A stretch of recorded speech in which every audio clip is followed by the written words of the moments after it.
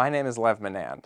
I'm a professor at Columbia Law School where I study money and banking and central banking, and last year I put out a new book about the Federal Reserve called The Fed Unbound, Central Banking in a Time of Crisis.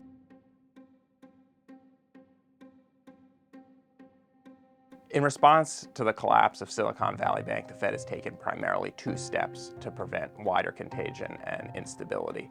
First, on Sunday, March 12th, the Fed recommended that the Secretary of the Treasury invoke the systemic risk exception to the federal deposit insurance laws governing the resolution of failed banks. The systemic risk exception allows the FDIC to make whole both insured depositors, those individuals and businesses that have less than $250,000 in their bank accounts, as well as uninsured depositors, those individuals and businesses with much larger balances. The second step the Fed took was it set up a new lending facility using its emergency lending authority under Section 13(3) of the Federal Reserve Act. And this facility was geared towards preventing runs at banks that had not failed, not Silicon Valley Bank, but other banks, by offering them appealing terms for borrowing against their government securities.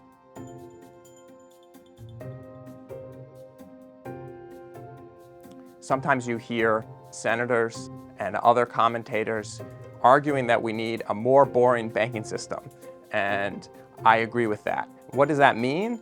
That means that we need to have banks focused on their fundamentally public utility role, the creation of deposit money and the facilitation of payments, and that speculative financial activity has a place in the American economic system, but that place is not within banks. It's within non-bank financial institutions. We need to reform our banking system so that our banks, which are government-backed and which perform critical infrastructural roles in our economy, are not vulnerable to collapse as a result of risky activities that have no necessary role in facilitating the ability of banks to perform their core functions.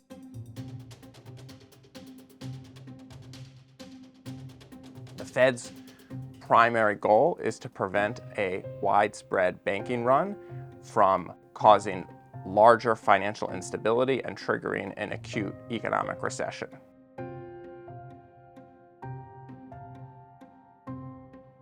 There's a real need for Congress to intervene.